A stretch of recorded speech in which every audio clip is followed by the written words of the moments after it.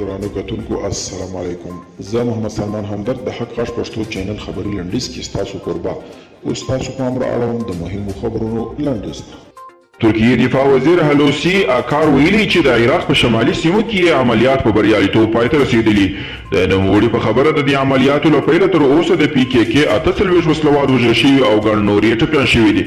د ناټو عمومي منشي ینس سټولټنبرګ یو ځل بیا د طالبانو په اړه خپل دریځ روښانه کړی دی. نوموړي دا کړی چې طالبانو د تاوتریخوالي کمولو په اړه د شویو ژمنو په ماتولو سره وښوده چې د باور وړ نه دي. مالیه وزارت یوې خبرپاڼې په خپرولو سره ویلي د هرات په اسلام کلا بندر کې رامنځته شوې اورلګېدنه مهار شوې ده.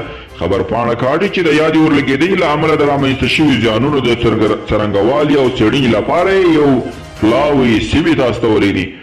او اشرف غني وایي د افغانستان د شوروي ځواکونو وتل مسؤلانه نه وو. د ملي مصالحې عالي شورا رئیس عبدالله ویلي چې د سلواغې په 26مه د شوروي ځواکونو په وړاندې د افغانستان د خلکو مبارزه نتیجه ورکړه او دا ځواکونه یې له افغانستانه وتلو ته اړ کړل.